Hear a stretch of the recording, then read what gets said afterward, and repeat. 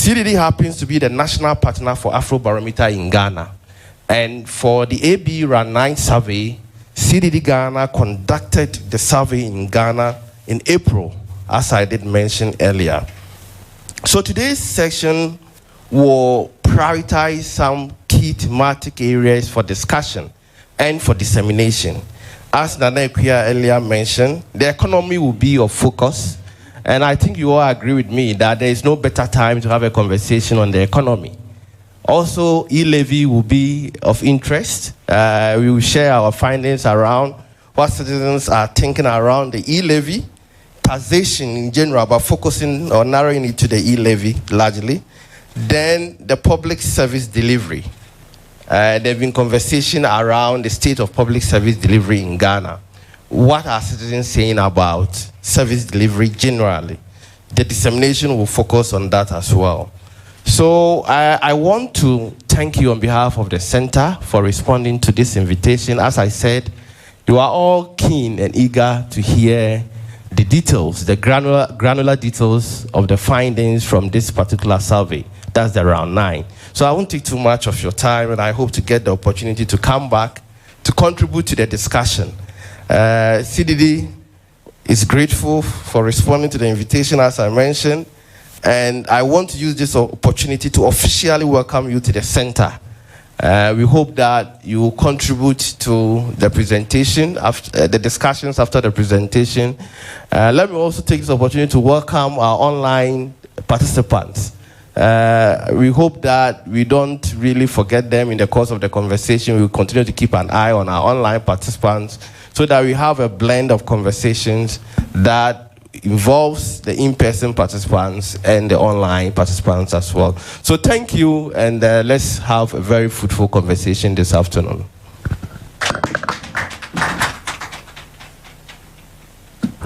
Thank you so much, Paul. I see one of our panelists online, Dr. Theophilus Echampon. Good to see you. And I see Kwekwa also there. Very soon we'll be getting to you. I'm itching to know exactly what Ghanaians are saying, especially when the survey was done in April. Paul, you mentioned April, and it was a month into the implementation of e-levy. We had a lot of conversation when you go to the streets. Well, I would want to know the survey, what methods went into it, the number of people, what ways you went into getting your information. And I wouldn't do that for you. Lionel Ose Esima, he's the Afrobarometer Assistant Survey Manager, North and West Africa. He will be telling us about the Afrobarometer and survey methodology for this particular one. Let's do it for him. Thank you.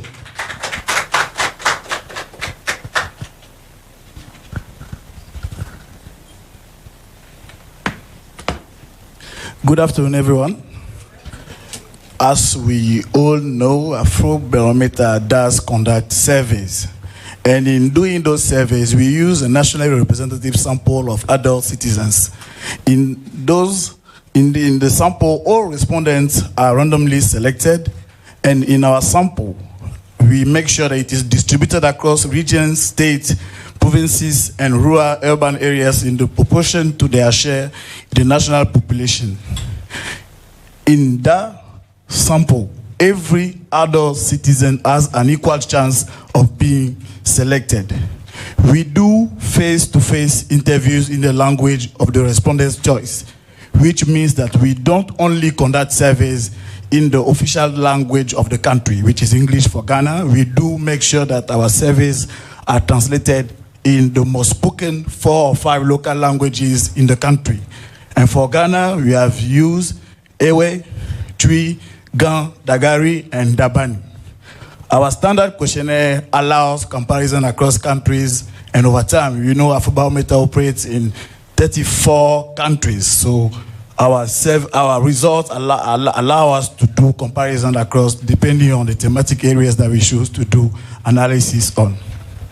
Our sample size for Ghana was 2,400 adult citizens, with the margin of error plus or minus 2 percentage points at the 95% confidence level.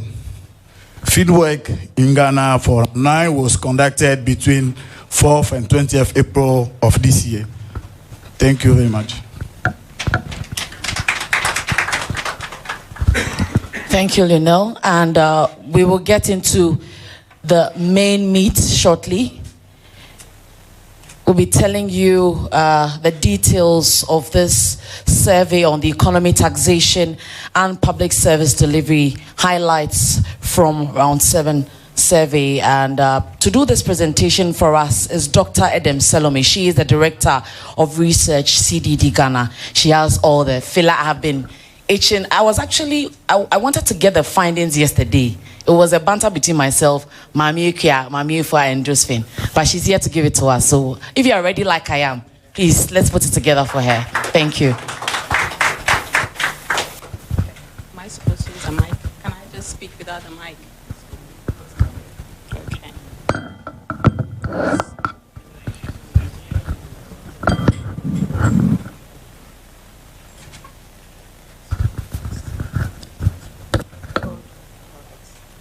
All right, good afternoon to you all, and thank you for being here one more time. It's always exciting when we get the Afrobarometer results from the field.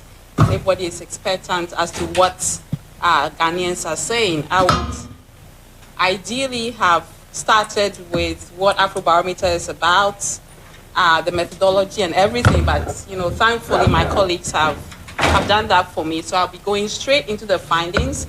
But before that, I'd like to say a big thank you to my team of analysts led by Mavis Zupok, Awal, Mausi, Daniel, and everybody who's been a part of this Afrobarometer adventure.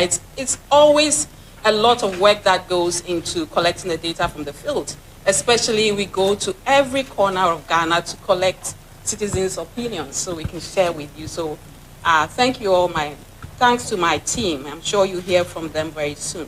So I will go straight to the demographics first, because I think Lionel didn't mention that. Our sample size, of course, just like in many of our Afrobarometer surveys and other surveys, is always 2,400, and it cuts across the demographics of our society, which is,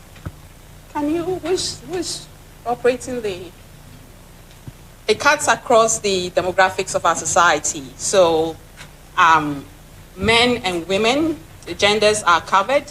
But in Afrobarometer, the reason why you see a 50-50 split is because we do what we call gender alternation. So if the first interview is with a man, the next is with a woman. So that's why we have a 50-50 split.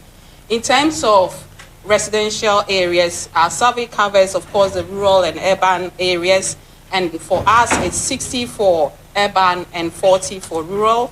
In terms of education, and it does reflect the educational levels in our society as well. So for no education at all, it's 15%, primary is 25%, secondary 41%, that's the largest in our sample, and then post-secondary is 19%.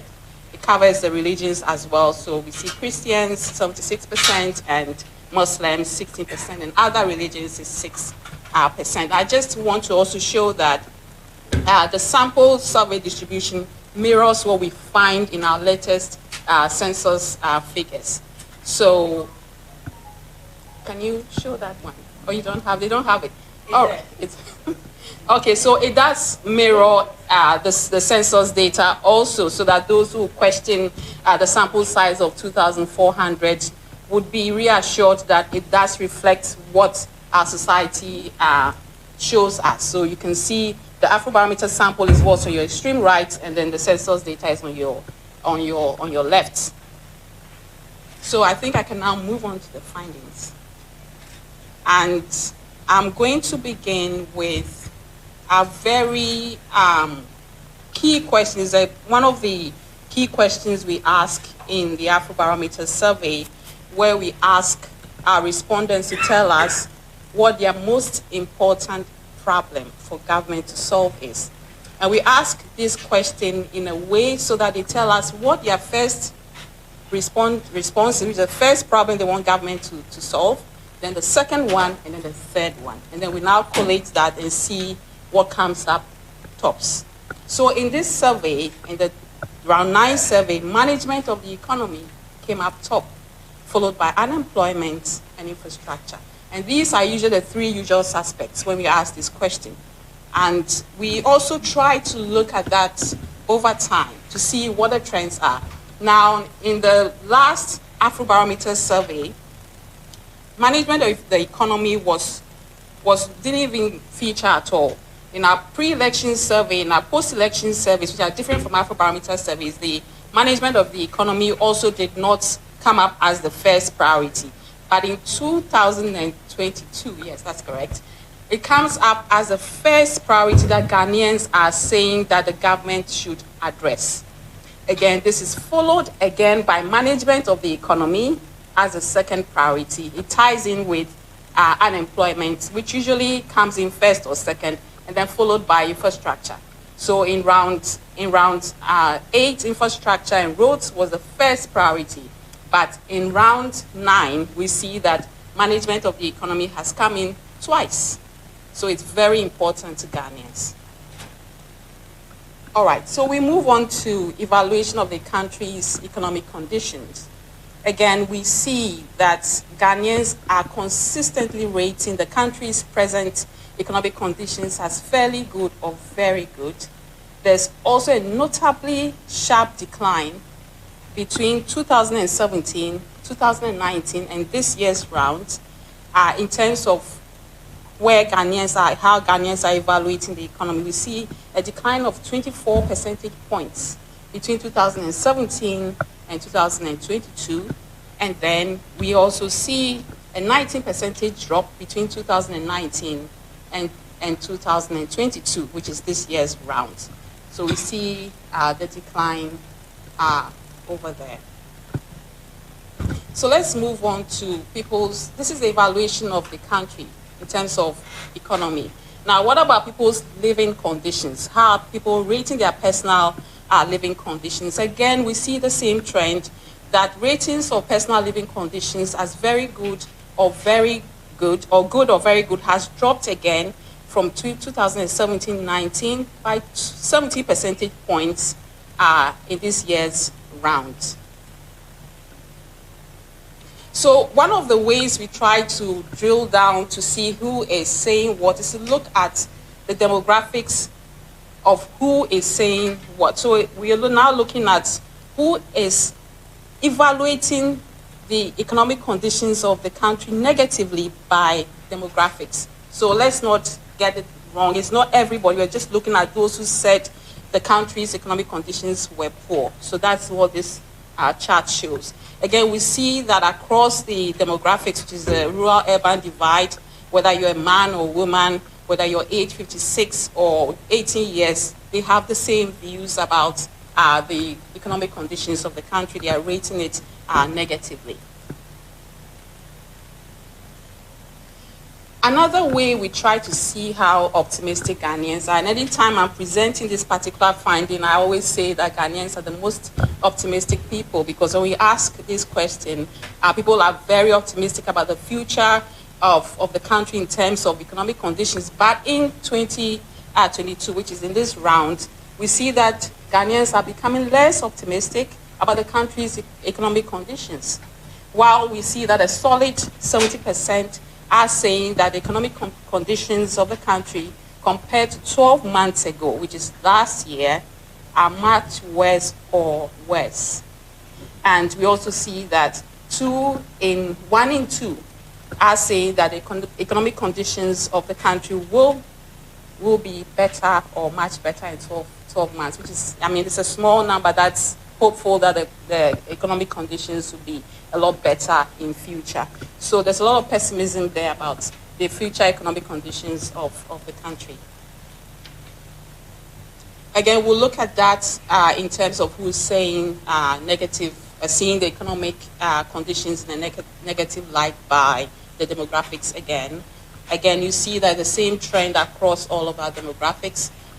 Regardless of where people live, their age or their gender, they have the same views about the economy. So then how are they actually assessing government in terms of managing the economy? So again, we're looking at this as a trend from 2012 through to the current round, which is 2022. Again, we see huge changes in terms of when it comes to managing the economy. We see a huge drop of 29% drop from 2012 to 2022. Creating jobs, we see a drop again by 16 percentage points. Improving living standards of the poor, again, we see a 90% drop there. Narrowing income gap, the gaps between the poor and the rich, we see a huge jump again of 20 percentage point drops. And then keeping prices stable, again, we see a 17 percentage point drop again with that as well. So overall, the picture doesn't look good in terms of, citizens' assessment of government performance of the economic conditions of the country. Now, we call this a deprivation of basic necessities in the sense that we have certain questions we ask our respondents to tell us what they've been deprived of over the last year. And we assess this by lack of cash income, medical care, water, food, and shortage of cooking fuel. So this is what we call our lived poverty. This is how we calculate our lived poverty index in Afrobarometer. We use these indicators. Again, you see that in the last 12 months, a lot more of our respondents reported that they have gone without a cash income. Now, this trend, I can say, has been consistent over the last rounds, including our pre-election and post-election surveys, where citizens are reporting a lack of cash income as the most reported deprivation, followed by all the others: medical care, water, food, and cooking fuel. So now, as I said earlier, we use those indicators to calculate what we call the lived poverty levels. And now we kind of divide these per people who have no lived poverty, which means that people who have not reported a lack of any of those basic necessities that I mentioned. Then when it comes to low lived poverty, it means that people who have reported just, marginal, half and half of, those indicators. Now, moderate lived poverty also measures that. Again, you see that only half of our population who's saying that they have experienced low lived poverty at some point. Again, we look at this over time from 2017 to this year, 2022. We see that there's been an increase in the number of Ghanaians who reported experiencing a moderate to high lived poverty.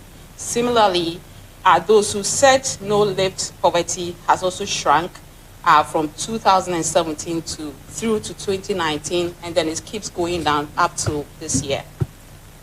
We'll look at that by the demographics as well. We don't see that much change in terms of our 2019 results and then the 2022 results. It cuts across the demographics again. So I am now going to move to public service deliveries. One of the things that we as citizens, as Ghanaians, always worry about is one of our key questions in the Afrobarometer as well. How well is government doing in terms of the delivery of public services? And again, public services are part of the indicators that we use in measuring the lived poverty. So it's important that we look at that as well. All right. So with this particular result, it's not a question that we ask our respondents. It's our field workers who observe in what we call the enumeration areas. Now, when we are doing the field work, the enumeration areas where people go and ask the questions. So we ask our field workers to observe the physical presence of certain public services, right? So they would look, so when you look at school or hospital, it doesn't matter whether it's a public or private facility. So far as it is there, it is present. This also does not measure the quality of what the structure is about. So it's just the presence of that facility or service. So in terms of presence of public infrastructure, it's schools that we see a lot of, and which is good. In our enumeration areas, we see a lot of electricity grid as well. Now, the interesting thing about electricity grids from other surveys was that we'd find that there's a lot of electricity grid, but people don't have electricity in their homes. So it's also a very interesting thing. We see a lot of health clinics as well, piped water, whether There's pipe water. I don't know, maybe. Do we ask whether there's water flowing through the taps? Or it's just a pipe? All right, so we don't know whether there's water flowing through the tap, but pipe water is also present. The least present service is, of course, police stations. But of course, 35% is good enough. So I'll move on to the ease of obtaining. So now we're going to the experiential part of the availability of the facility. So with this, we're looking at the ease of obtaining public services from the facilities that are present in our localities. Again, we see that people had a lot of ease accessing schools and medical care, and then identity document is trailing, at the bottom. That people had a lot of difficulty accessing identity document as compared to, public schools or medical care. And this is the sad part of it, that whilst they had to access some of these services, some people had to pay a bribe. And top on that list is the paying of bribe for police assistance. 45% of our respondents are reporting that they paid a bribe to get police assistance. And when they paid the bribe, followed by paying a bribe again to the police to avoid getting into trouble. And then they pay the bribe again to get an identity document, and then followed by public schools paying a bribe to get get their awards into public school, and then medical care, which is sad that people have to pay a bribe to get medical care. Now we'll look at that in terms of how government has performed over time in providing these public services. Again, we see the nosedive in terms of the evaluation that our respondents have offered when it comes to improving basic health services, that the percentage change from 2012 to the current survey is 22% drop. We see this trend go on and on until we get to providing a reliable supply of electricity, where it's just a marginal drop. So I think that the government has done well in terms of providing electricity to all communities. Right, so we ask for things from government as citizens all the time, but governments need revenue to provide what we ask them. So all the public services, all of the things that I've shared with you from the beginning require revenue of some sort to provide them, and taxes are a source of revenue for government. And for us, it's important as good citizens that it's important that we try to gauge how people respond to taxation, whether they know about their duties as citizens when it comes to taxation. So we ask questions about taxation in all of our surveys. And in this year, we didn't leave those questions out. We included e-levy in it, of course, because that is topical. So let's see what people's views are regards to taxation. So one of the questions we asked was to find out whether people knew the importance of the goals of revenue collection or generation system in the country. And as you can see, over 60% say that they understand that they have to pay taxes to government. They also understand that government needs to reduce the tax burden.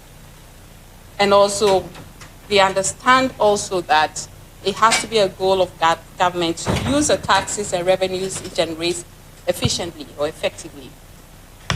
Similarly, they also understand that citizens and businesses have to be taxed. But when it gets to things that they are obliged to do as citizens, we start seeing the drop in the numbers. So you see that when it gets to ensuring that all citizens contribute to tax revenue, it's a slight drop from the high percentages that we saw where the burden is on government. And again, when it comes to raising more taxes and revenue, we see a drop in that as well. And this, of course, will segue well into people's opinions about the e-levy. So, as Paul said, I don't know, I think Akia said that the time we collected the survey, I mean, when we fielded the survey, the e-levy had just been passed. And we had asked certain questions. We quickly had to change some of our questions because the e-levy had been passed. So we needed to ask, of course, what Ghanaians thought about the e-levy. And as you can see, 67% strongly disapprove of the e-levy. Only, a small percentage of 9%, just under 10%, say they strongly approve of it. So overall, Ghanaians think that the e-levy is a bad idea.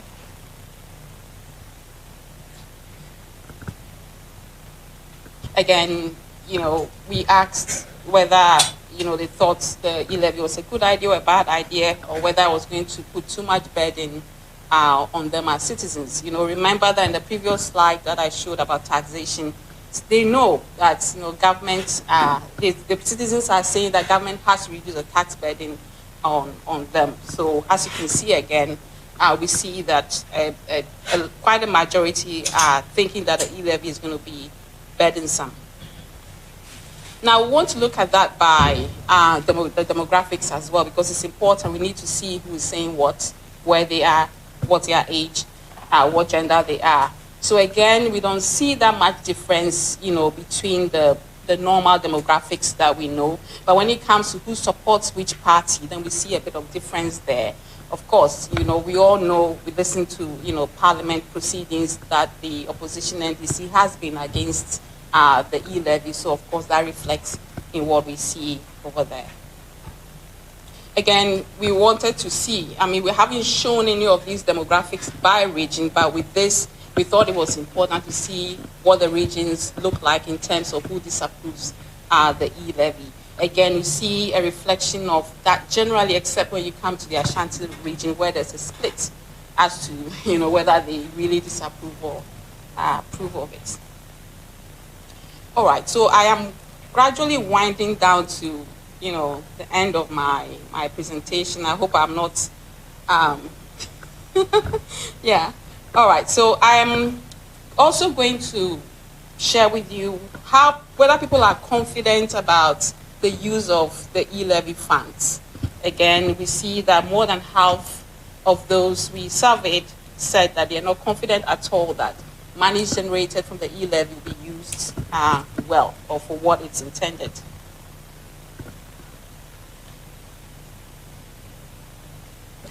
And then, the thing about taxation is people would either avoid it, and that's not refusing to pay tax, it's a difference. So we wanted to see tax avoidance as well.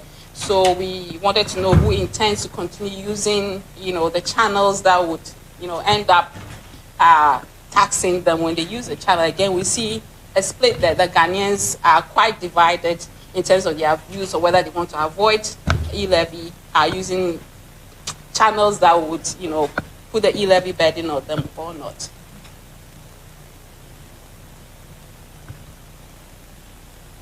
So again, we look at that same question by region. Again, we see the same trends. There's a split in some regions. Some regions are, quite, if you look at northern region, you see that it's quite high. All right, so I'm gradually moving down to the question that most people ask, and it's our signature question. And I'm also glad in a way that many of the surveys that have been done and reported on prior to the release of the Afrobarometer findings have also asked this question. And, it's good because then it shows that it's such an important question for policymakers and us all to pay attention to. So, is the country going in the right direction? Again, we will look at this as an over time trend analysis to see. It looks like a fish on the screen, though. So we see that majority of Ghanaians say that the country is heading in the wrong direction. And they offer very negative assessments of the country's economic condition and their own personal living conditions. You can see from there that it's only 11% of Ghanaians who say the country is going in the right direction. We also see a 15% drop since 2017, and I'll keep this on for a while. So we study it a bit. That is, you know, the only time that we saw that kind of dip was in 2014, where we conducted the survey, and then of course it went up beyond the 50, almost 60% in 2019, and has dropped so steeply. 35, and has dropped steeply to 11% just a few years, 3 years. And the same way, I mean, whether it's going in the wrong direction, the right direction is what I was reading. The red line is the wrong direction. That is not improving either. That has really jumped up from 3 years ago from 59% to 87%.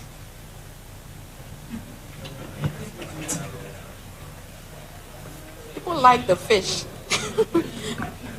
Okay, so we'll look at that in terms of, you know, the demographics, who is saying what again. So it's not just young people, it's not just women, or it's not just people living in the rural areas. It's cut across the entire spectrum of our Ghanaian society, as you can see. Only, you know, very marginal numbers are saying that it's going in the right direction. All right, so I think I've ended on a high. So I will just recap before I take my seat. So just to recap again, we've seen that a majority of Ghanaians say the country is heading in the wrong direction and offer very negative assessment of the country's economic condition and their own personal living conditions. We've also seen that 3/4 of Ghanaians disapprove of the e-levy, and they think that it's a bad idea, and they are not confident that the government will use the money judiciously. And then their ratings of public service delivery is also low. We've seen a sharp decline between 2019, 2012, and then the current survey. Thank you very much.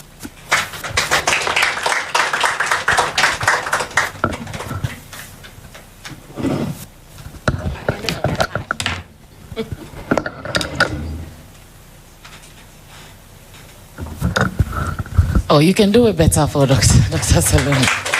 I'm sure some of the responses, you don't need a rocket scientist to tell you that. My takeaway was the bits on the e-levy. I don't know about you. Do you agree with me? Or there's more? I'm sure there will be more. But we've had the people say what they want to say. What would be your say as well? I'd like to remind you that we are live on Facebook and on YouTube. So for those online, you can get interactive with us with the hashtag ABGhana and hashtag Voices Africa. Also, you can tweet at us at CDD Ghana. And I'll be sure to read your comments. Shortly, we'll be going for the discussion. We've heard what the people have to say. What will be the solution, if there is any? Will there be answers at all? And as we speak, I gather that Ghana may not get an IMF deal until March 2023. And this is because we have many issues that are still being addressed. If we can get this, I'll be grateful, because we have a panel discussion. I don't know if the stations can tap directly, because our panelists will be speaking. They'll move it. Okay. All right. So I was talking about Ghana going to the IMF, and it looks like we'll be getting a program in 2023. I'm sure Professor Bokpin will be talking more about that with the issue that needs to be addressed. We understand that the IMF is talking about unsustainable debts levels. We are looking at 80% of our debts, and our revenues are also low, 15% of GDP. That is what we are looking at.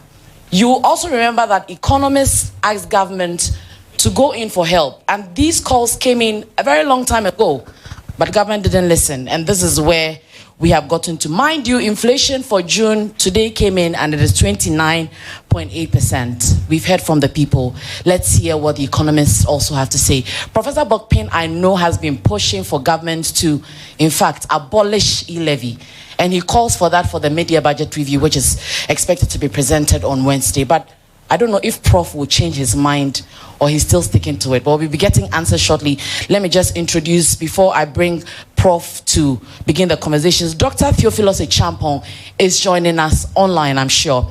Dr. Echampong is an economist and political risk analyst with over 10 years of experience working with governments as well as private investors and policy agencies and international organizations on natural resource governance and public financial management issues. He has also worked as an independent consultant on various global energy industry projects, particularly upstream oil and gas, and in providing economic analysis and market research covering frontier emerging markets.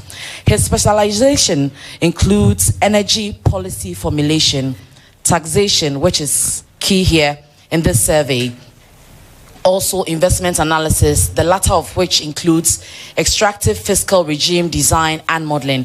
Other areas also include trade and investments promotion and financial analysis of public sector entities, including programming, data analysis, and budgeting. Dr. Echampong also holds a PhD in economics and a Master of Science in Petroleum Energy Economics and Finance from the University of Aberdeen, Scotland. He also earned his Bachelor of Science degree in Chemical Engineering from the Kwame Nkrumah University of Science and Technology, Ghana. He's an Associate Lecturer at the Center for Energy, Petroleum and Mineral Law and Policy, University of Dundee, and he is also an Associate Lecturer and Honorary Research Fellow at the Aberdeen Center for Research in Energy Economics and Finance, University of Aberdeen. And finally, he is also a non-resident senior fellow at the Ghanaian think tank, Imani, Ghana.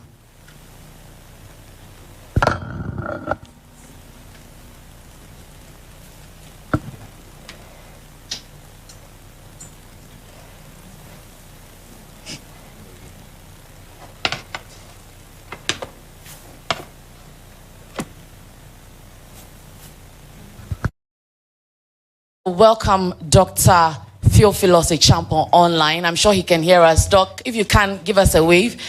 I know Imani says that Ghana is going back to the 80s, facing triple crisis. I don't know how you would address that, but we welcome you. We'll begin the conversation shortly. And next, I'll move to Professor Godfred Bokpin. The A, I always get it wrong. Is it Alufa? Yes, I'm right. So he's an economist and professor of finance at the University of Ghana. He was the head of the Department of Finance, University of Ghana Business School from 2014 to 2018. He was promoted to senior lecturer in 2010, associate professor in 2015, and professor of finance in 2018. He has consulted, and his views are sought by several government and multilateral institutions, including the International Monetary Fund, the IMF, World Bank, African Development Bank, AFDB, UN Habitat, UNDP, USAID, U4 Anti-Corruption Resource Center, Norway. He has also worked closely with civil society organizations, CSOs, including the Africa Center for Energy Policy, Ghana Anti-Corruption Coalition, Ghana Integrity Initiative, and St. Ghana. Professor Bokpin holds a class honors bachelor in science degree in administration, majoring in accounting, and a master of philosophy degree in finance from the University of Ghana.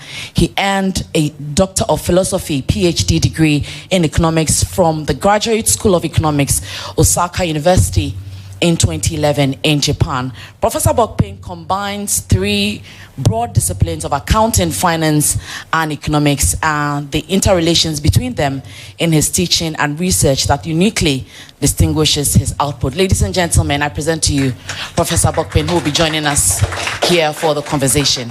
Yes, Prof.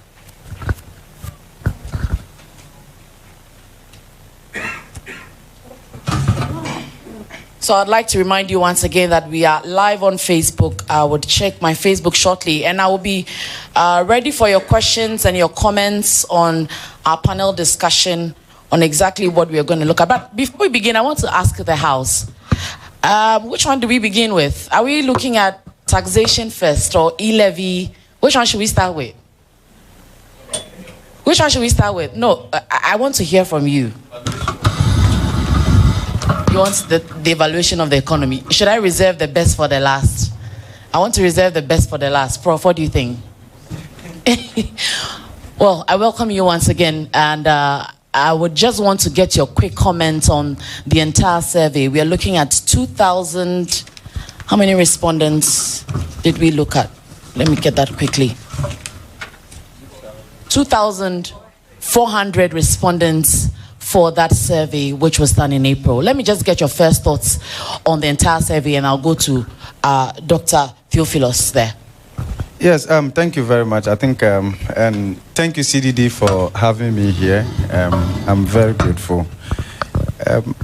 I think that broadly, the views represent Ghana.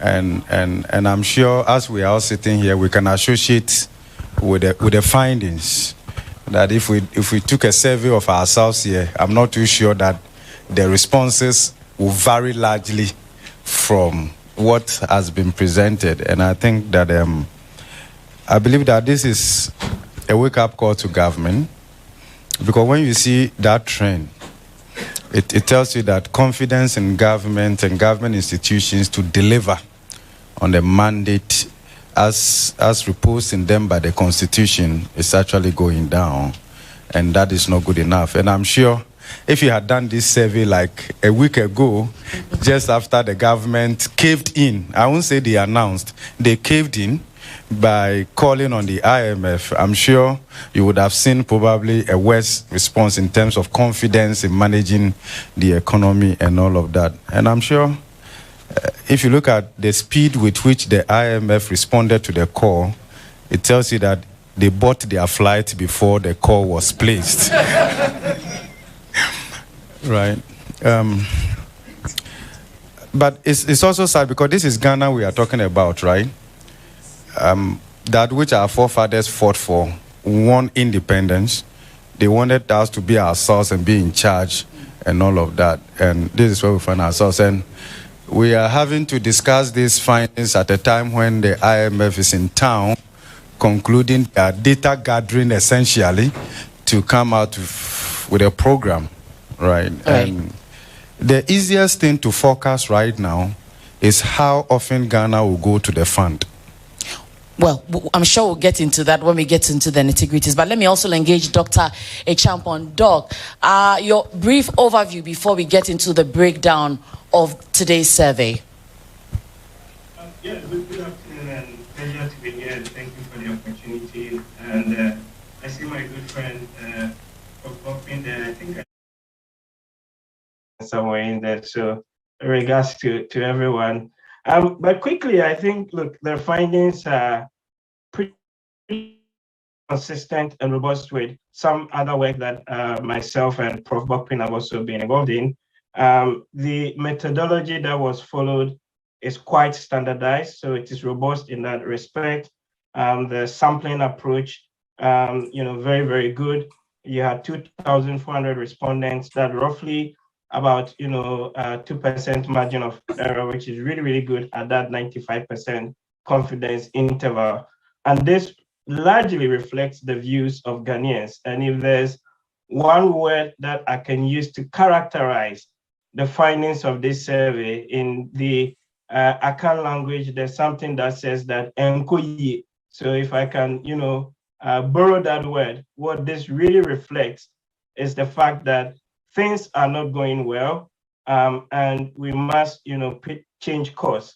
But I must say that the warning signs were on the wall in that regard. And for many of us who have been involved in this space and following the Ghanaian economy and economic development, this for me comes really as no surprise in that regard. But yes, the take-home point for me, again, just to reiterate that Akan language, that enkoye, things are not going well. And so does it suggest that, let me just quickly quote that research from Imani Ghana, which suggested that we are going back to the 80s, facing triple crisis, not even at the time in April, but let's juxtapose April when the survey was conducted to what we are looking at now in the month of June and May. Does it juxtapose that? Does it really concrete the statement from Imani Ghana? Yeah, absolutely. In that respect, and we can pick the e-levy just as an example, where here from the Afrobarometer CDD survey, you're getting almost 74% of Ghanaians, so 7 in 10 Ghanaians saying that they disapprove of the e-levy. In our survey, we're getting 84%, or roughly 8 in 10 Ghanaians also disapproving of the e-levy, and then you get all those regional variations in that respect. And then back to the bigger point of the Ghanaian economy, we have followed the trajectory of the economy, and you can see that the twin, or you can even say the triple crisis that the economy faces, in the sense that we have borrowed a lot, and so the deficit is really out of gear. We're not collecting or raising enough revenues, although the e-levy is not the way to go about in terms of raising revenue. And I think even the other important element is that the supposed economic growth numbers, those big macro numbers that are being bandied about, hides a much bigger picture, which is that inequality is actually worsening in the country. So the benefits or the trade-offs of those growth is actually not necessarily translating to the ordinary man on the street. So in that respect, that is largely, conclusive, or the findings from this survey is largely conclusive with other ones or other research that myself and I, Prof and others have very well been involved in over the period. Thank you so much, Dr. Echampo. Prof, I'll get back to you since Dr. Echampo has said that on e-levy. Let me go back to the survey, looking at the number of people who are against the e-levy, the percentage. And it's a huge percentage there. I noted that. Why are my papers mixed up? But when you look at the percentage, I don't know if we can look at it from more than 70% are against e-levy. Some economists say that e-levy was overhyped. We were looking at 600 million cedis at the end of the month. Yeah. 600 million cedis monthly, right? But we had government saying we had less than 10% of what we were looking forward to. Was it overhyped, as was suggested by some economists? Well, I think by design, it was poorly designed. And also, yes, it was overhyped. I believe that the empirics underlining it, they got it wrong, right? Because this is a tax handle that I have control over to some extent.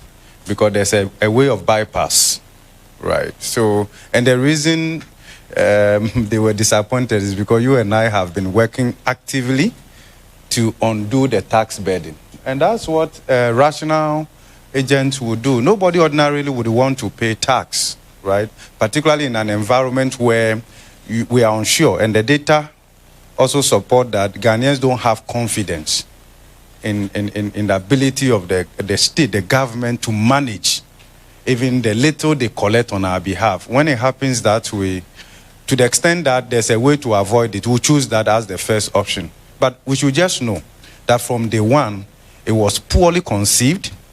And this is not a tax handle you introduce at this time. It doesn't meet the basic principles of taxation in economics.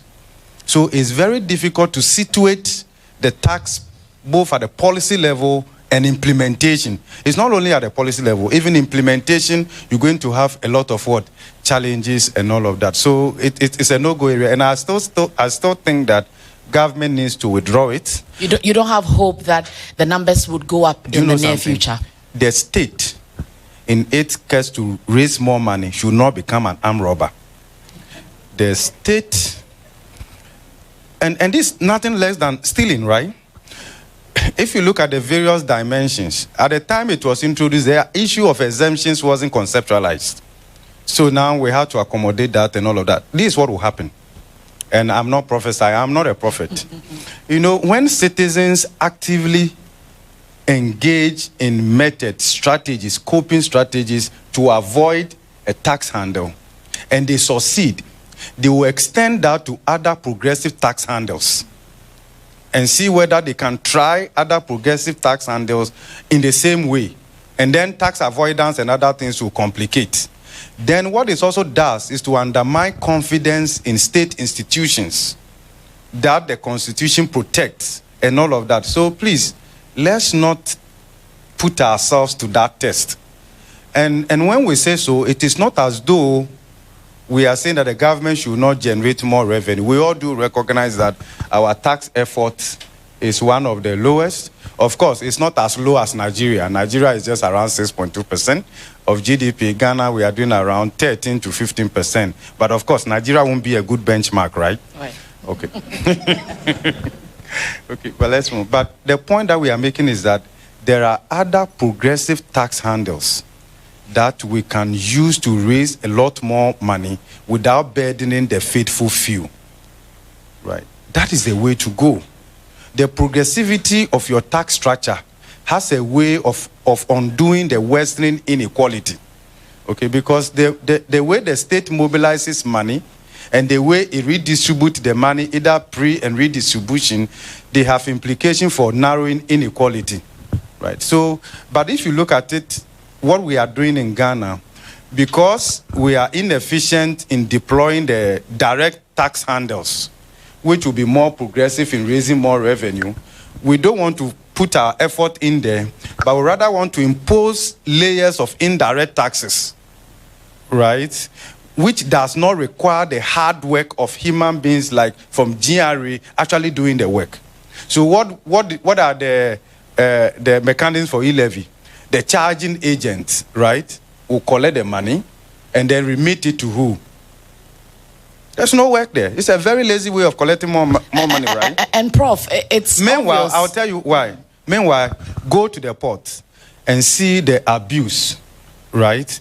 Look at the exemptions. We've been talking about exemptions, right? And let me tell you why we should not support e-levy. As part of the strategies to exit the 16th IMF program in 2019, one of the things the government did was to assure the IMF, our headmaster, right, that we were going to pass the exemption bill as a way of raking in more revenue. And they agreed. Hurriedly, the exemption bill was sent to Parliament. After we exited the program, that was it. Because there was no real commitment on the part of government to actually pass the what? The e-levy. Now, when it comes to the ordinary Ghanaian, we are exempting them 100 Ghana cedis a day, right? But we are willing to exempt multinationals that are in tax-paying position, billions of dollars.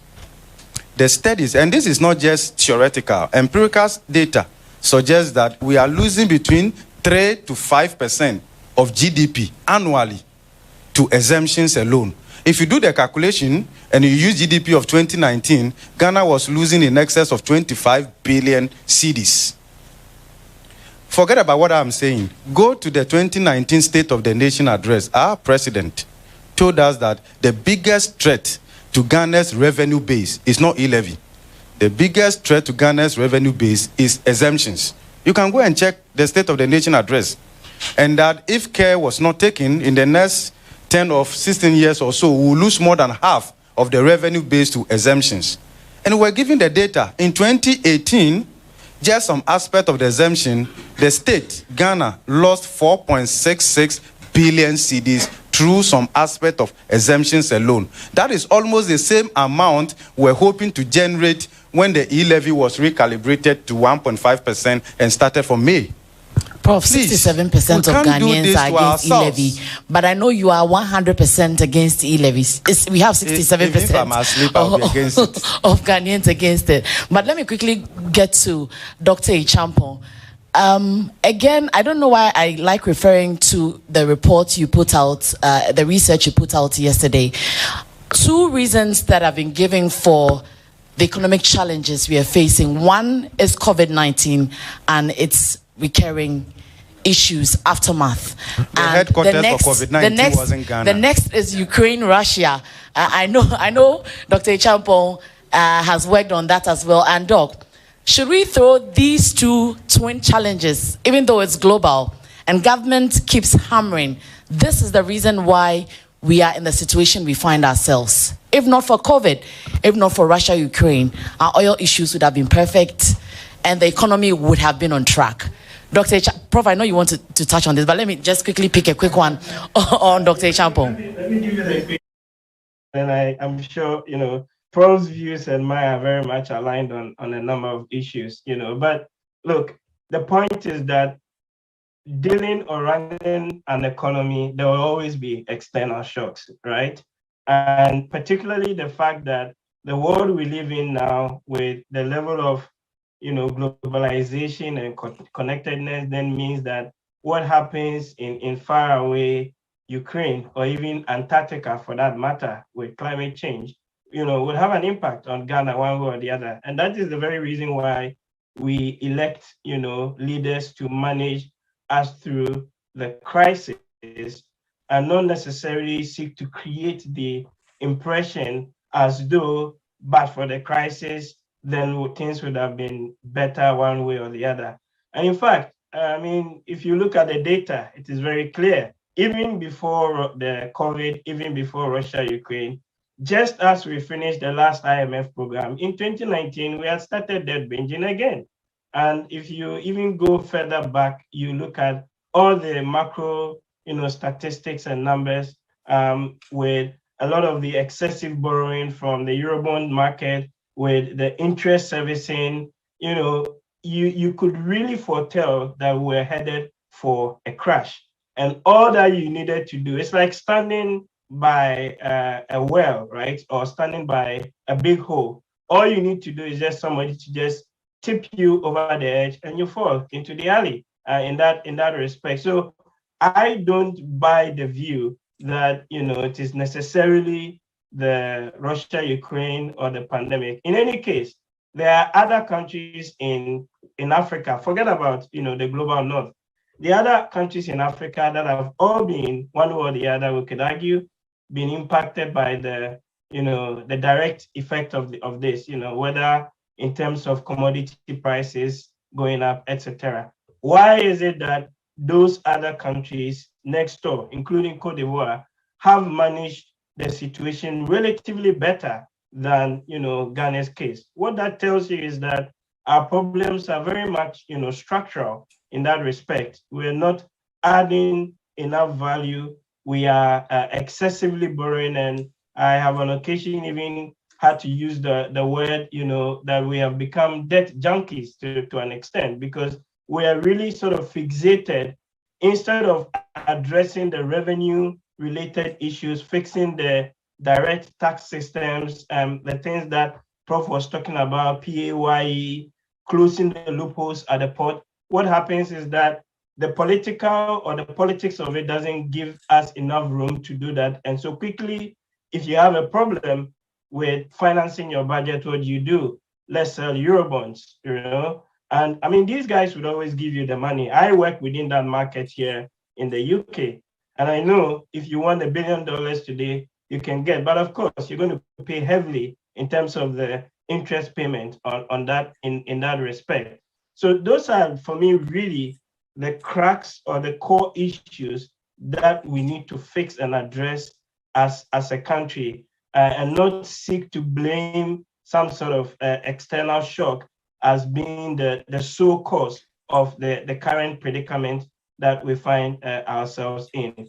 Lastly, in any case, you could even argue that during 2016, there was also a slowdown in the global economy. We saw a slowdown in China, except in that respect, commodity prices actually rather went down. But we saw a similar effect in Ghana. The then finance minister went to parliament in 2014, with an oil price of $99 a barrel. At one point in 2015, it had come down to $37 or so a barrel. So what I'm just trying to paint here really is that these shocks would always be there. It is our response to managing those shocks and the ability to build enough buffers within the system that separates us out from the rest of the other countries out there. Well, the shocks will always be there, but how do we respond to them? Professor Poppy. Since we are letting the people have their say, the GPRTU, the GRTCC, the concerned drivers say they are increasing fares next week. I'm sure you're aware of that. Again, they are asking government not to try to reintroduce the road tolls. If they plan to, they are going to fight against it. 67% of Ghanaians are against e-levy. And we are talking about issues on taxation. Obviously, the survey says Ghanaians understand they need to pay taxes. But the how is the issue. What is the way forward for us as people? Okay, thank you very much. I had meant to say something on the COVID-19, the Russia. Okay, you can give us a brief of that. The reason Ghana will keep going to the fund is that as a country, we can't have that humility to admit that we got it wrong, right? That to be found, you first have to admit that you were lost. So that we resolve that some of these things will not happen again. We've been doing this blame game for so long. And every regime that took us to the fund, they've got their own reasons. The first time we engaged the IMF was in 1965 under Dr. Kwame Nkrumah. You can check the template we sent to the IMF. You will find external factors. You will also find internal factors. Of course, after the program was designed, Nkrumah rejected it. But the first major economic policy decision we took after overthrow of Nkrumah was to go to the IMF in 1966. You can check the reasons we cited and all of that. So what we are seeing here is actually a global development meeting local reality or weakness. So just as they explained the COVID-19 to us, that those with underlying condition were more vulnerable. I hope you understand that. And were more likely to be swept away than those with strong immune system. That is what is happening here.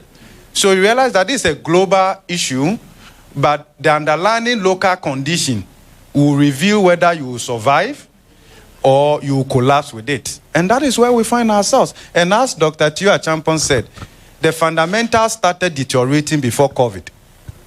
Okay? We told the IMF that we will pass the Fiscal Responsibility Act and then also set up the Fiscal Council and a number of other things. We did pass the act, but we never respected the provisions of the act. The fiscal threshold of 5% of GDP, we did not comply with it in 2019. In fact, in 2018, even though the threshold was 5% of GDP, we did around 7.1%. What government did to comply with the act was to treat the energy sector indebtedness and the financial sector cleanup as outliers. Okay, and there was a whole lot of debate around that in this country, whether we should treat it inclusively or exclusively. But at the end of the day, the reality is what is showing up. Prof, we are already in the waters, yes. So let's find solutions. So let's come to this. To come out of it. I was very excited when they took the road tolls out, because myself and another colleague from ISE were thinking about the most economically efficient way of deploying that. Because if you look at the number of hours people spend just to pay, let's say, 1 cedi in traffic, it wasn't worth it, right? So if you look at the productivity losses associated with that traffic and the health implication, you can't see that. And say, why should I be in traffic for 45 minutes just to pay a cedi to the state? It doesn't make sense. So we were looking forward to the deletion. But what were the replacement? We're looking at two things. One was to load it on fuel, and another was to load it at the point of renewal roadworthiness at DVLA, right? Because you can easily know the number of cars in town, right? And all of that. And you can do the modeling and say that, okay, if you are coming to do your roadworthiness, instead of paying the road toll at the various distributed point, in fact, not all of that actually arrive with the state, right? You could actually show that when you come and do your roadworthiness, you pay. Then that one, you can do progressivity, right? Those with V8 and V12, those who are asking for more wheels, pay more wheels over there, right? And those with less wheels and the rest of them. So you can do that, okay? And then you actually collect the money at a certain point and you can deploy that. So there's a way we should pay for those economic infrastructure. But the way we were doing it really wasn't efficient. Really wasn't efficient. That's one way.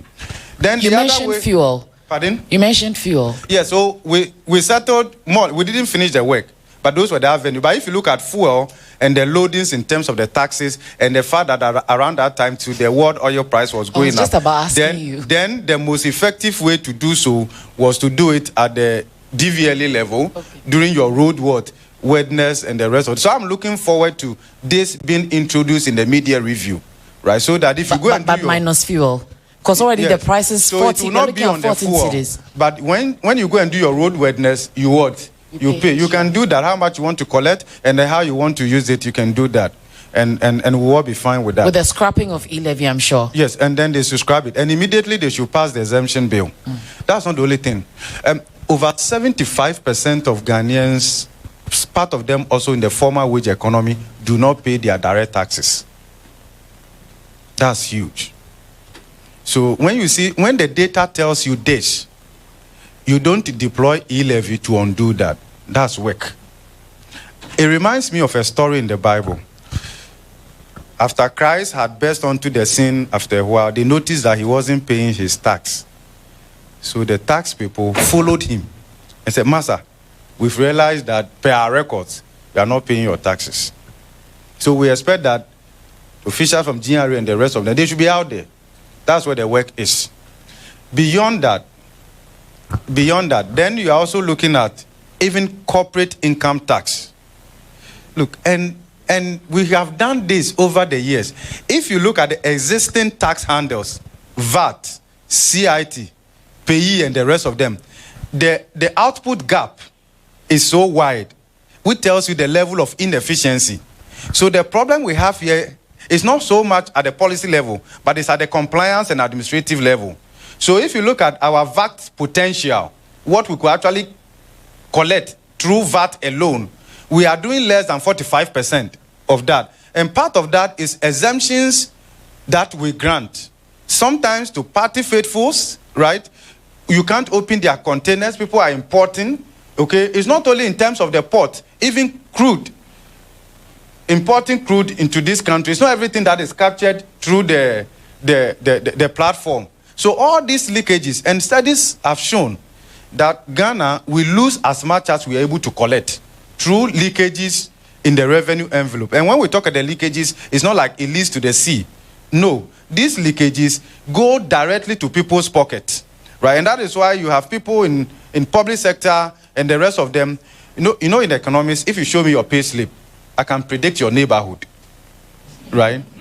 So if you show me your pay slip, I can tell that maybe you should leave behind Odoko Market or here because we have a fair idea of housing prices. If you go there and they are not there, it means there's something wrong with the system. So we have developed lifestyles that is not sustained solely by our regular pay slip. And the difference, you can account for it through the leakages, which goes round through the same system. So we are the ultimate beneficiaries. You can talk about property tax. Okay? Right. And how much we could collect from that. And why we are not doing so well. Then you are also talking about digitization. Okay? We have been trying to... most touted. We have been trying to digitize some revenue streams. And the internet doesn't work over there.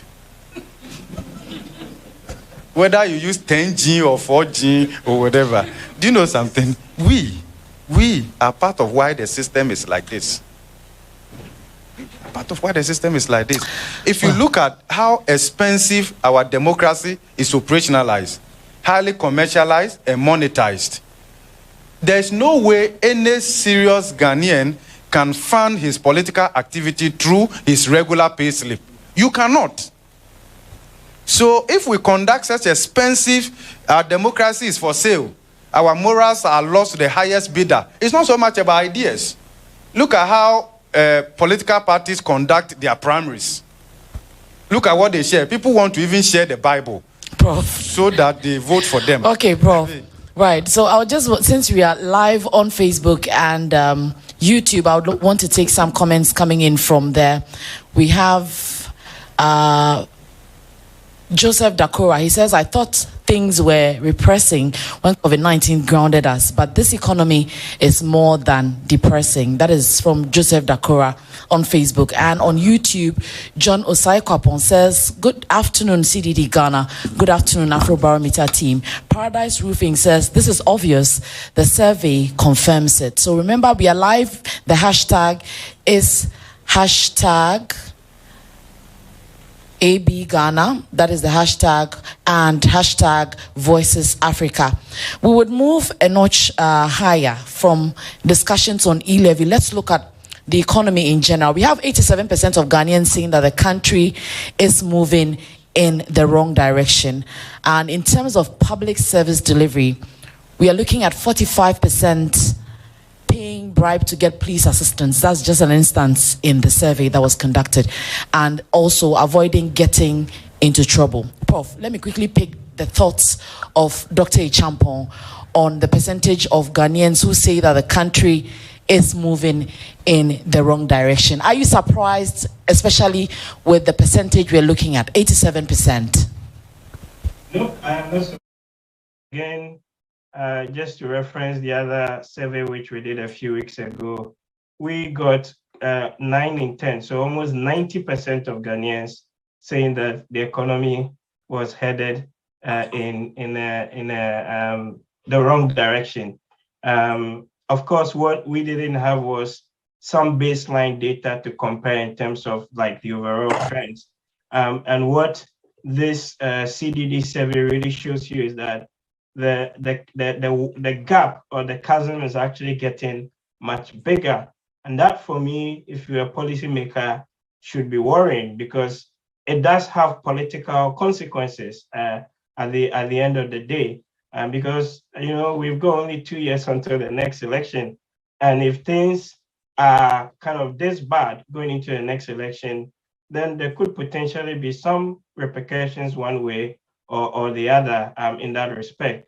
But what this also for me belies is a much bigger point, really, how most of the development when it comes to public service delivery, everything is concentrated in Accra, right? For that matter. You can throw in Kumasi to that in that respect, that a number of your key towns, your key cities, and the overall spatial development of the country are disjointed in that respect. So if we, after almost 65 years of independence, are still struggling just to put a decent public highway that connects your 2 or 3 key cities that would drive pretty much all the productivity in the economy, then for me, it tells you where our priorities, you know, often have been. And Prof made a very good example or analogy of, you know, the primaries as an example. This weekend, some of the parties will be holding their primaries, and I'm sure all the V8s will be driven there, probably fueled at the expense of the state. They will share some, you know, money and some paraphernalia, and probably drive on that same bad road to get in there. But because they're driving on a V8, you know, maybe they don't feel the potholes as much as the guy who's, you know, going through or sitting through a trotro to get to his location. The point is that we have been, in my view, rather abysmal when it comes to the delivery of public services. And you see this big spatial gap between what is happening in Accra and then what is happening in other aspects of the country. And we need to bridge that divide. But bridging that divide also means we need to get our priorities right in terms of how we raise revenue and how we spend it ultimately. The spending, there's a lot of room for abuse, and we can do a lot on tightening that aspect. We talk of value for money, we talk of contracts and audits. In the past, you know, people would have been castigating others for, you know, sole sourcing and things like that. But that hasn't really changed, or has it, in that respect? And we see other elements about how collectively the abuse and the waste within the system then means that you don't have enough to actually meet and address the needs of the people. So it comes then as no surprise that when you look at the indicators, the inequality as measured by the Gini coefficient actually has worsened for a number of years for us as a country. One small point, just adding to Pro's point on the road tax. I just thought I add this point. Actually, on petroleum products, there is a road fund levy, which is about 48 pesos for every liter of petrol that you buy. So roughly about 5% or 5p of the liter of petrol that you pay for, that money goes into the road fund. I personally support the reintroduction of the road tolls, but we need to administer it much better. And I think we can use the electronic means to actually collect that toll, one. And number two, the bigger point that Prof made, that when you are actually going to renew your roadworthiness, you pay, your road tax at that point. That's what I do here in the UK. So anytime I go to, here we call it, do MOT test, and subsequently, once that passes, I have to pay that tax to be able to drive on the road. Thank you. Dr. Champo, and shortly we'll be coming to you as well to share your comments if you want to ask. But quickly, we'll be wrapping up on this so that we can invite your comments as well as your questions. Prof, I don't know if the ordinary Ghanaian should prepare himself or herself for any more shocks looking ahead. From the survey, we see that electricity has improved, but Dr. Salome said the poles were there, but some do not have. And for the taps, we know the taps are there. We don't know if water is flowing through all the taps. Infrastructure, school, basic healthcare delivery has also dropped 40+% there. And I was also talking about the bribe bit, which I'm sure you touch on. But should the ordinary Ghanaian brace up for more shocks? I know you have close relations with the IMF. Looking at the conversation so far, what should we prepare ourselves for? Okay, thank you very much. I think one of the slides, Ghanaians have been preparing themselves maybe for a worse moment, because when they ask them in the next 12 months, do you expect things to improve? The majority of them say, no. I mean, they are already putting some kind of inbuilt mechanism, shocks, to absorb that. So that tells you that in the medium to the long term, I'm not too sure a lot of Ghanaians have any hope that things are going to improve significantly. And I'll put it this way. They are the real economists. We can't deduct from what they have said, right? Because there's a way that the macro imbalances feed it to the micro, right? So the data is more from the micro and all of that, but it connects well with the macro imbalances. And if you ask me, look, one thing we all just have to bear in mind is that we are not going to get out of this mess that easily. We have to take some haircuts. And it will be worse for those who don't have any hair to cut. First place, in terms of those who are more at the lower end. With frictions like this, the vulnerable, the socially excluded, they will be impacted more. I mean, if you look at the survey and the responses, as Dr. Tew said, it mirrors the worsening inequality in our country. So I just checked for you, the percentage of Ghanaians who are hopeful is 25%. Yes. Out of 100. Probably 7. We can't say 7.5 human beings, but 7 out of every 10 Ghanaians are not hopeful. And then let's also look at it this way. An IMF program, it's not, there are adjustment processes that we have to go through in order to correct the imbalances, and that will be painful. It's just like showing up at the hospital. So you can negotiate certain drugs, right, depending on your condition. So they will give you this. So what about this? Okay, given your condition, this is what. But if you show up in the state in which we showed up now, you have to take some bitter pill, right? And the fiscal consolidation, Dr. to you is here. Fiscal consolidation imposes some adjustment costs. And sometimes those adjustment costs are unevenly distributed. So when we say, let's tighten our belt, for all you know, there are some people in government who don't have a belt on to even tighten in the first place. Okay, and we keep tightening our belt until there's no more waste for the belt to be on, right? So this is where we find ourselves. And let's look at it this way. Look, if anybody told you that where Ghana is right now, in the next 1 year, 2 years, things are going to improve drastically for it to impact your pocket, that is a lie.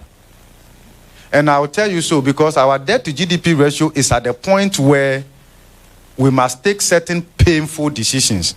And the reason I'm saying so is that the 16th IMF program couldn't even solve the debt sustainability issue. And we've added and added to it. As we speak right now, you know, in the time past, they were telling us that the wage bill is the biggest problem, right? But it's not. The reason the wage bill appears to be an issue is because of our growing debt servicing cost, which is taking more space, right, and leaves nothing left after accounting for compensation. Because if you look at Ghana's compensation bill relative to total expenditure, right, it's not as high as Togo. It's not as high as other comparator countries. It's not. But the reason is that if you look at our debt service to total expenditure, it's one of the highest. In fact, it's the highest expenditure item right now. 20%. Yes, and it's going to increase. You know why? Because until the IMF announcement, we were borrowing 91-day bill at 22, 24%, 26%. All of that will manifest explicitly in higher debt service provision in the 2023 budget. Prof, you are scaring me. You are scaring me with your figures. Oh, I'm not scaring you. This is Ghana we are discussing. This is your country. Okay? And that is why, you know, we started talking about this thing long ago. We said the government should have signed up for the program long ago. Forget about your pride.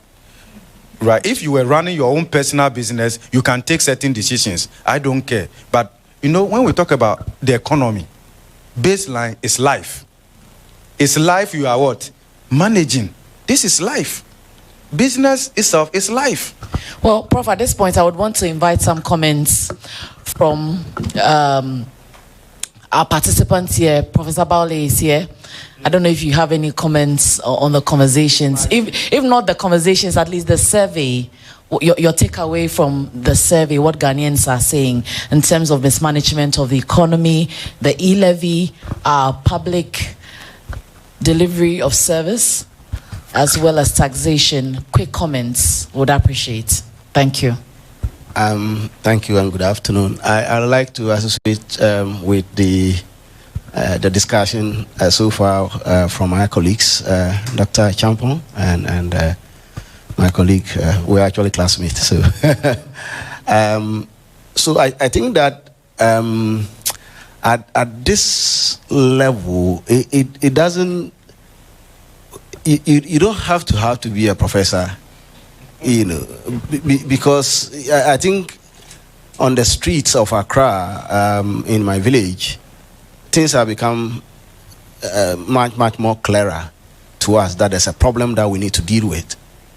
And a lot of times, street wisdom in those circumstances have become even much more weightier than the things of books, because I will not be talking theory. If the person is hungry and has to feed themselves, they understand it better than your theory. If businesses are collapsing because things have become very tough, it will show in the faces of people. People are losing jobs, it will show in the faces of people. And so I think that, I do not want to talk a lot, but I think I agree with my colleagues a lot. And for those of us who are still privileged to be working, you would get the heat from the back burner. The people who don't work, relatives that depend on you, the burden is increasing. It's becoming difficult. If you go to the pumps, it shows at the pumps. If you go to the markets, and my wife will tell me that, hey, the cash is not enough. And so the point that I'm making is that it's become very clear that things are not too good. And I think what governments can do in circumstances like that is to be forefront with the people and accept that, look, things aren't going well, and begin to put up communications that kind of would suit the pain of the people, and begin to roll out much more, pragmatic solutions to deal with the problem. And just on that, the issues of leakages, it's a major issue. And I have always said that as a country, we may not have need to borrow if we were holding our purses well, if we were not inflating a lot of the things that we do, if we were not overquoting things that we do, if we were not, and my colleague said it. I mean, ordinarily, if you saw people in business, depending on the size of business, the expenditure of those individuals would show what it is they are able to afford. It's the same thing with people who work for government and who work for institutions.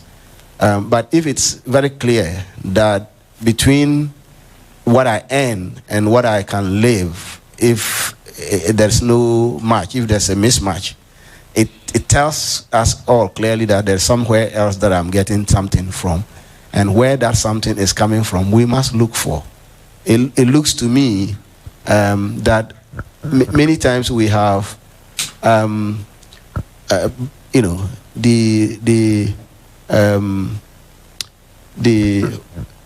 system that people actually are able to receive things from government from the back door. People earn a lot more from government from the back door. And when that happens, we are unable to control what people receive and how they receive it. But those things we receive from the back door are things that have clear implications for the rest of us and the constraints that we deal with as a country. I think that I want to stop here. Thank you so much, Prof. And on the back of what you said yesterday, my 6-year-old was asking me, why do we still buy from the supermarkets? There's a mini mart in my neighborhood in Adenta. And I said, oh, but it's not bad. He says, no. His friend told him his mother has been going to Mokola market to buy the Cerelacs and the Pringles and all. We used to buy Cerelac for 1 cedi, 20 pesos. Somewhere May, the sachets, one. It's not 2 cedis, it's 3 cedis. Yesterday we bought, I wanted to buy the whole, it's 10, it's in rolls of 10, the strips. So I wanted to buy a whole strip, and the gentleman told me just one is 3 cedis, and I changed my mind. I just bought, no. One was 1 cedi, 20 pesos, but now one is 3 cedis. So I just told the gentleman I've changed my mind. I want Milo instead. Because when you use Milo, at least you get to save some. You have to add more. Yes.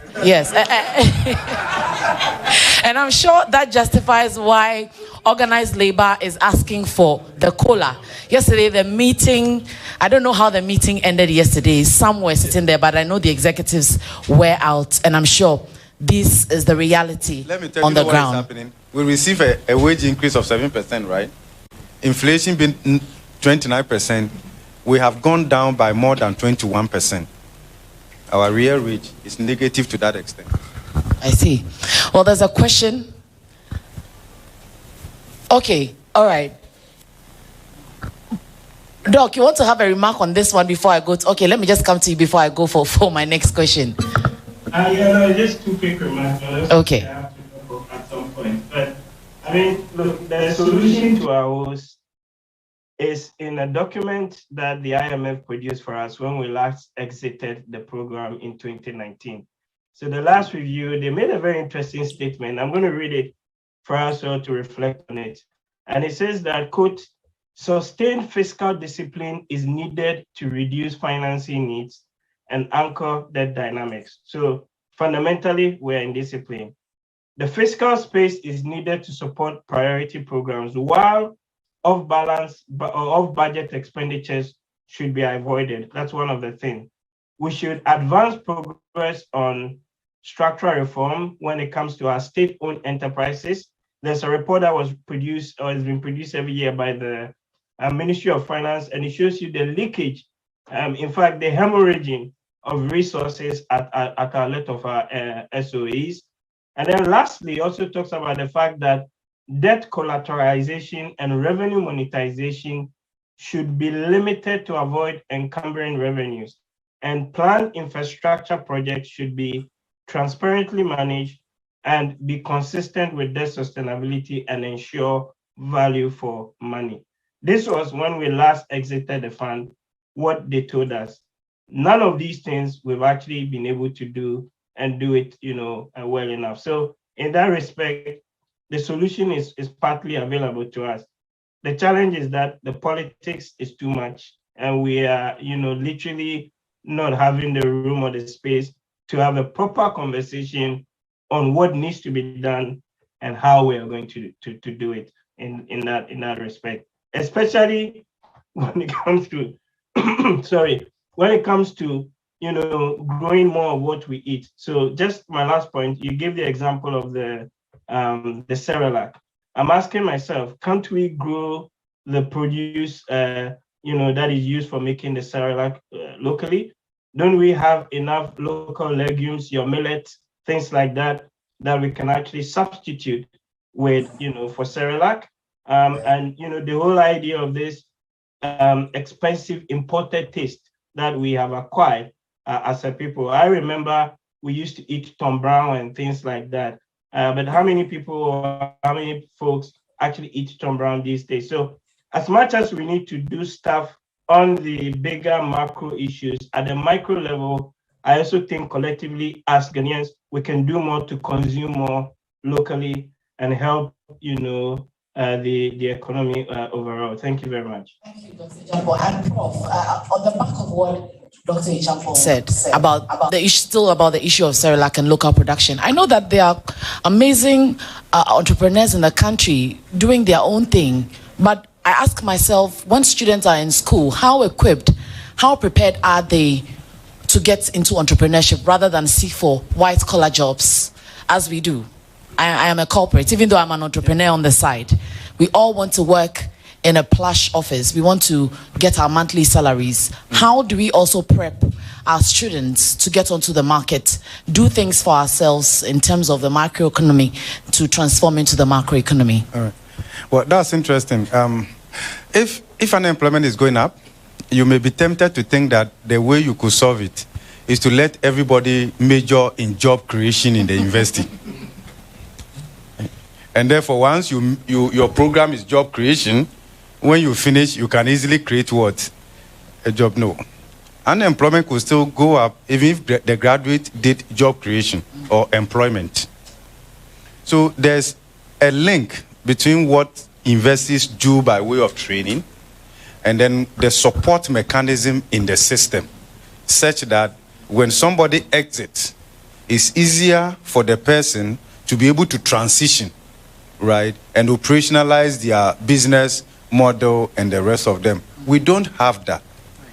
We don't have that. Look, and I've always said that if you look at, in fact, since 2011, if you look at state-sponsored entrepreneurial programs that we have done in this country, it runs into billions of cedis. Please, who has done the tracer studies to show us where all these things ended?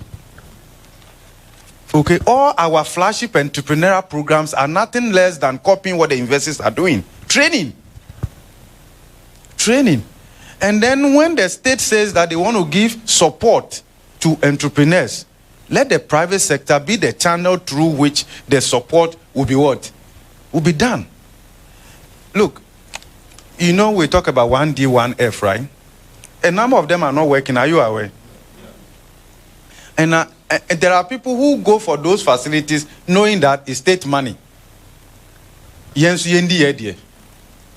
Look at how much goes through mass law and the inefficiency and all of that. And that is why the youth start. I have a problem with it. That fine, if we want to do it, let the money be channeled through the financial institutions. If you're able to present a bankable proposal, EcoBank should be able to what? I think that is what they are doing. Okay. Yes. And the idea of party card holders and the rest of them. Let's do away with them. So the youth starts, they are working with the Ghana Association of Bankers. That's what they say. And if you present your proposal, you are bringing yourself. No, I'm telling you what. I'm giving you the information so that you analyze the information. And I know why I'm bringing this dimension, right? At the end of the day, people would want to assess the funds through political line rather than through sound business strategy. And the calls that will be made, right, to give it to this person and to give it to that person, we don't do that. Look, the state can never truly select entrepreneurs better than the market is capable of doing. Let the market select the real entrepreneurs from the acting ones. That is how we can grow this economy, you know. Then you're also looking at the friction. There's a limit to how your individual ingenuity can take you to in an environment that is constraining. There's a limit, right? So we are looking at making the macro environment business friendly. And when we talk about creating enabling environment, you know, we always talk about this, right? Since check 1992, our preoccupation has been creating enabling what? When do we get to that point? And actually, when we talk about enabling environment, what is it that exactly constitutes enabling environment so that when we've created it, we can see that this is it? We have to have some of these costing and trackings at what indicators. What level of interest rate can we say is enabling? What maturity of lending can we say is what? Is enabling? And the rest of, so that we begin to work towards that. And when things are hard like this, it's difficult getting basic calculation correct. Let me give you an example. I showed that somewhere. Whilst Prof is giving the example, would like to invite some comments and the questions. My colleagues from the media. Yeah. Okay, so Prof, you wrap up for us. I showed up somewhere Saturday to go and buy cocoa. And then when I gave the money, I was waiting for my change. And then the change she gave me wasn't accurate. I said, no. She can't. I said, and I was like, what has things are hard got to do with getting my change correct? What is so that is how difficult it is, right? Every day you're calculating. As I'm sitting here, I'm calculating. Let's get some. Okay, it's a question. You introduce yourself, and then you give us your question or comment. Actually, Nima, my boy. I'm a producer with Class FM, and I think Dr. Teo answered part of my question because, in addition to what he said, I think we need also effective implementation of policy directions. In a sense that, I mean, we've been to IMF several times, but anytime we go and we come, we don't see the impact. We don't feel it. It doesn't reflect in our economy. And Prof, you've been one of the persons who have been advising government to go to the IMF, if I'm right. Can I respond to that? Please, we didn't go to the IMF because we had an option. Okay. There was no option. That was why what we were trying to say was that the way we were going, if we don't change course, then you only end up with what? With the IMF. Right. So there wasn't any option on the table. So it's not like there were credible options. And let me put this on record, that when government announced the measures, 30% salary cut, fuel this, fuel that, no fried rice, and the rest of them, we immediately said that these were not alternative program to the IMF. And that we need a government to come out with a credible alternative program that we can evaluate side by side what the IMF will bring. We never had that. Up to now, we don't have that. So if you don't, rather than all of us sinking, we'll tell you that it's better you go to the IMF and surrender to the IMF. To the IMF. Yes. Oh, okay. So it's not like I had a special preference for the IMF. For when we go there, I don't get anything. Yeah. When they come, we just met them this afternoon. There was no snack. There was just water. Exactly. Okay, so it's not. Okay, so that's my point. So I just in conclusion, I think, like Dr. Teo mentioned, financial discipline and policy direction can even avoid us from even asking for external support, if you ask me. Thank you. Thank you so much. Right. Do we still have some? I have a question here. Okay. Yes. My name is Caleb. I'm with Asasi Radio. Prof, it's been an enlightening conversation so far. And I just want to find out and pick your thoughts on our property taxes. And I don't have the figures. I haven't, thoroughly looked into that yet. But I feel it's being overlooked, looking at the properties that have sprung up in the capital, Kumasi, and other cities. And especially when we just had a census and metallic plates are just being put around buildings these days. I feel we have the database to leverage upon to go about generating revenue from our property taxes. But what exactly is the present state? How much are we supposed to get from this? And do you think that it's being overlooked as a taxation alternative means of generating revenue through taxes? Thank you. Okay. Do we still have? Prof, would you want to respond? I should pick the next question. Okay. Okay. My name is Issa with the Ghana News Agency. I would like to find out, as an economist, there are these suggestions that the current inflation rate we have is more than what is being reported by the Ghana Statistical Service. Do you share the same sentiment? Yep. Thank you. There's another.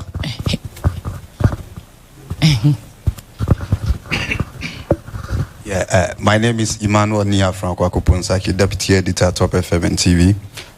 Prof, the IMF has projected that the country's Ghana loses almost 5% of its annual GDP to tax exemptions, which means that we lose 22 billion cedis annually to tax exemption. As economists, what would be your advice to the government when it comes to giving freebies to foreign nationals or foreign companies? Okay, so let me add a little to it. My name is Benes. I write for the Chronicle. Dr. Achampo mentioned that we have taste for foreign imports. But if you notice, you mentioned that you bought porridge, which is mainly made from food produced from Ghana. So it means that we are seeing a skyrocketing of even locally produced crops. For instance, beans, which is so like 2 cedis, 50. Yes, gobe. It's not so that 6 is going to 7 cedis. We have also seen millet, maize. So now what I'm asking is, what should the ordinary Ghanaian do apart from government doing something? Now we are all hungry. Oil, which is sold for 7 cedis, is now sold for 30 cedis or so.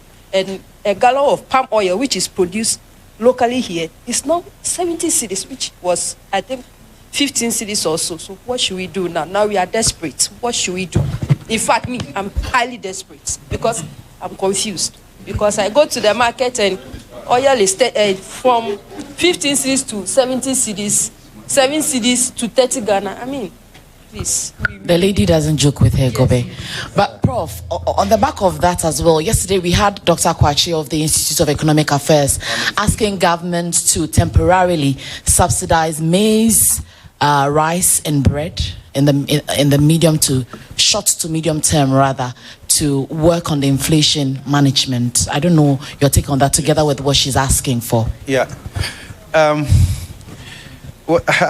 There's nothing as difficult as trying to explain and offer solution in terms of what is happening right now, especially when you don't have control over translating that recommendation into actual and all of that. But we must still make that attempt. Let's look at it this way. Property tax, I know some estimates that suggest that annually we could get in excess of $500 million from property tax alone, right? Sometimes the challenge is that those who own the properties are the ones who must go and enforce those taxes, as of that they wouldn't want to tax themselves and all of that. What we are talking about here is not only politicians.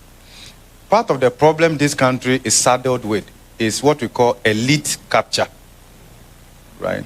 Elite capture goes beyond just political capture.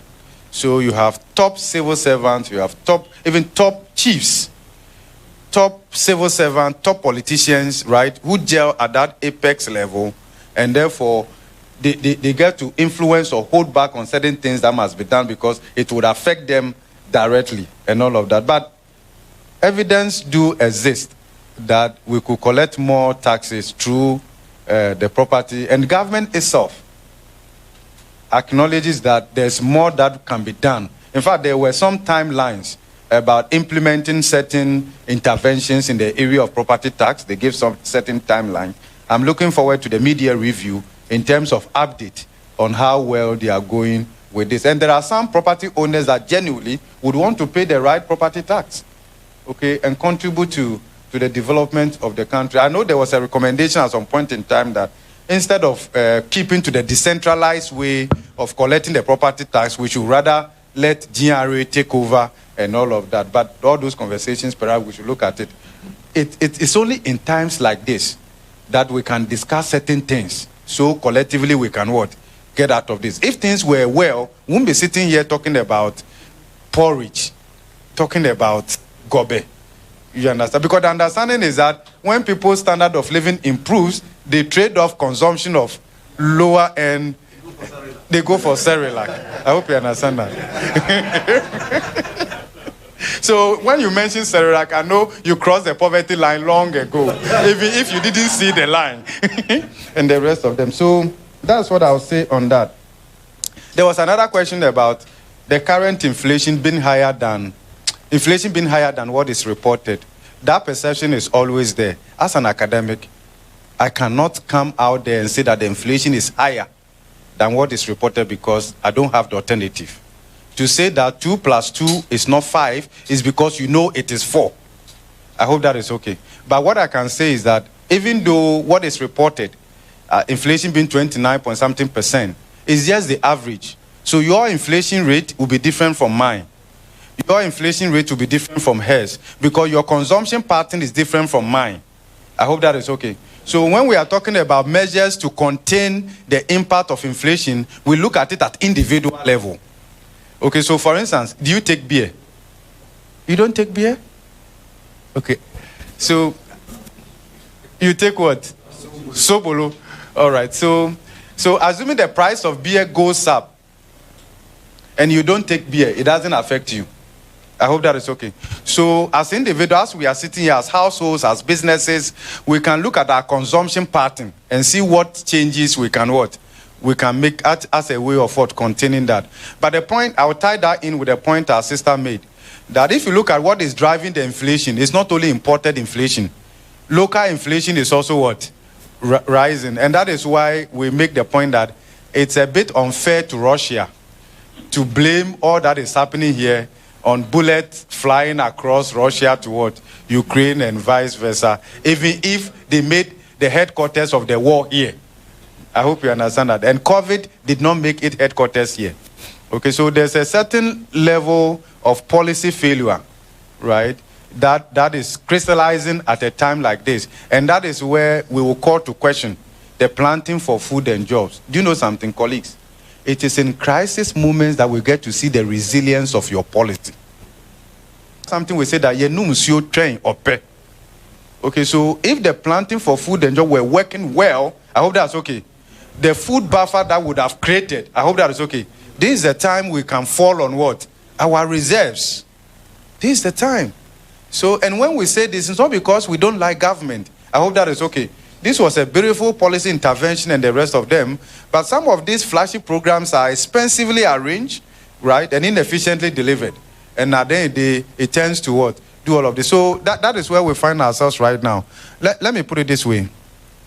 A certain level of moderation is needful now, right? And as a family, as a household, let's look at what court-cutting measures, postponing certain investment that we need to make or acquisition or something in order to what? It's better to stay alive, keep body and soul together. The day body and soul will move apart, you are dead, right? So these are challenges that, let me put it that way. I remember telling my wife that I want to go and buy a bicycle. I'm waiting for her approval.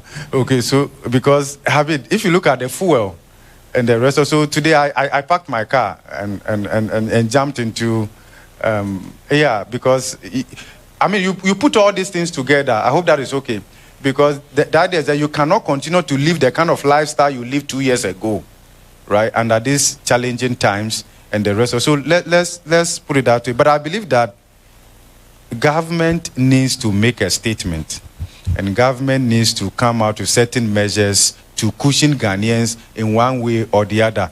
It may not look, some Ghanaians are not looking for so much to be happy. Okay? The long silence doesn't help. And I remember over the weekend, we were in one of the secondary schools, and you could see these are less than 18-year-olds who are not happy because the school feeding program in the secondary school is not going according to what? Plan. Some of them told us that they don't know whether it's water they are taking, or is soup, or is stew, or is whatever. So these are challenging times, and I believe that government alone cannot solve this. We all must come together. And I know that it's not easy with organized labor, but a certain level of moderation, right? Because if government were open and transparent, and I say that if you look at what happened in 2014, we managed that situation slightly better because there was a National Economic Forum, call it Royal what? Senchi Consensus, with experts, with labor, and all of that. So we had some level of concern that we were in a fix, and we needed to come together and all of that. But thankfully, now that probably the IMF is in town, government will open up a bit and engage and accept alternative views going forward. All right. So I would like to take some social media comments also coming in from Facebook. Prof, I actually thought you were going to ask her to buy more gari and less beans, because you know when you add more gari, you get... Add more water. Add more water. Well, Joseph Dakora is joining us on Facebook, and he has a comment here. On e-levy, I don't know why the government is being this tone deaf. Why squeeze water out of stone when you have already exerted all your energy in pulping straws without getting any water? People are not getting jobs. The few who are supporting these underprivileged, who should have come under the country's social welfare system, are also being taxed for transferring funds to support. Well, human beings are rational. Again, 1D1F is even confusing. Why do you convert existing companies that are paying taxes into 1D1F and giving them tax exemptions?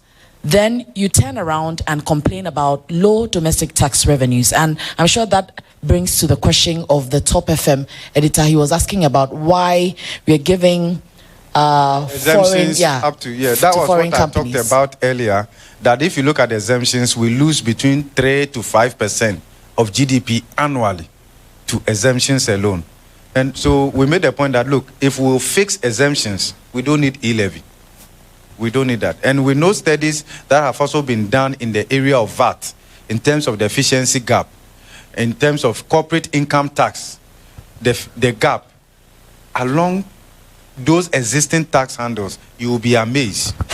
When you do the costing and everything together, you realize that it's just because we are looking for more lazy way to burden the faithful few. And right now, look, let's put it this way. If anybody told you we are not paying enough taxes, that's not true, right? If you look at the layers of indirect taxes, and these days, I can assure you what some people are doing. Instead of shopping from the supermarket, where they will pay VAT, they will pay COVID levy, sanitation levy.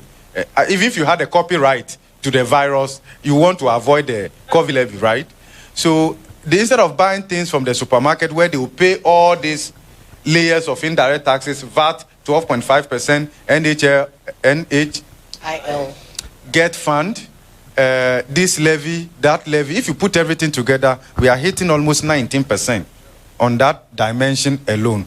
So people rather prefer to go to the roadside and buy those things and avoid many of these layers. You are one of them, isn't it? I'm not, but I have an experience. Okay, so that was just the point I was making, that when economic rational people begin to see these things, they will constantly look for ways to offset the tax burden along other progressive tax handles, and that is unfortunate. So pick somebody who is in the higher income tax bracket, let's say 25%. So 25% of your salary is taken. It's left with 75%. Now, if you decide to spend 44%, okay, of the remaining 75% on consumption, food, because the data suggests that household expenditure, close to 44% is spent on food, and you buy these things mostly from the supermarket, you are paying close to 19% of taxes along that. Add that one to the 25%, right? You are hitting 50%. Then if you spend, let's say, 20% of that on fuel, okay, the tax loading on fuel alone is more than 40%. So add that one. So if you look at your effective tax rate as an individual, you are hitting more than 60%. Please, there is no way the average Ghanaian can accumulate savings to take advantage of the limited economic opportunity. And it isn't out of proportion that our savings mobilization rate is very, very what? Low. Because after paying for all these things, and you remember, we are not like the developed countries. Here, we grew up in a congregation. We are like Liverpool. You never eat alone. You never sleep alone. I hope you understand that. You don't know who is knocking on your door. I hope you understand that. People visit you with that memo. And well, Prof, I'm sure we're not having any more comments or any more questions. Dr. Salome, I'm sure we've done justice to the survey as well. I just want to, Prof, your final remarks on the survey. Yeah, thank you very much. I think the real economists have spoken through the survey. And my recommendation would be that government should listen. Okay, because there's a limit to how you can push the average Ghanaian, and they will not have a choice than to probably best out there and a whole lot of things. So I think government should take this survey in good faith and look at how we can design specific interventions. Let's move away from broad policies. Let's begin to look at specific policies that would address the key issues in our economy, and let's cut on wastefulness. You know something? There's too much wastefulness in this country that leaves very little to cater for the interests of the ordinary Ghanaian. There's very little, there's nothing national, let me put it that way. There's nothing national about the national cake. What is national about the national cake is that when you are present, when it's being shared, and it's not every Ghanaian that is at the table. Thank you. Thank you so much. We can appreciate Professor Bokpin there. Thank you. Professor Bokpin is an economist and professor of finance at the University of Ghana Business School, UGBS. And earlier we had joining us online on Facebook, on Zoom rather, Dr. Theophilus Echampon, economist and political risk analyst there. Would also like to say a big thank you to Dr. Edem Salome, Director of Research, CDD Ghana, and the entire team for the good work done. And I'm sure the Inky fraternity, my colleagues, would go out there to do justice to it. I already have my storyline in my head, my introduction. I don't know about you. And I've already seen some tweets also on the fact that 87% of Ghanaians say the country is moving in a wrong direction. 3/4 of the population also disapprove of e-levy. And what will be your say? Let's see what happens this evening in the headlines. But we appreciate your time. Professor Baole, thank you so much for your contributions, and all other invited guests, the media, we appreciate you as always. And I would like to remind you that these findings can be accessed on the CDD Ghana website. It's www.cddgh.org. Again, www.cddgh.org. And the Afrobarometer website, www.afrobarometer.org. And to our viewers online, Facebook and YouTube, we appreciate you. Thank you so much. My name is Nana Ekuya Mensah Brampa. I've been your host and moderator for this afternoon's event. And well, I am also with TV3 Media General. Thank you so much for your time, and have a safe journey back to wherever you're coming from. Good evening.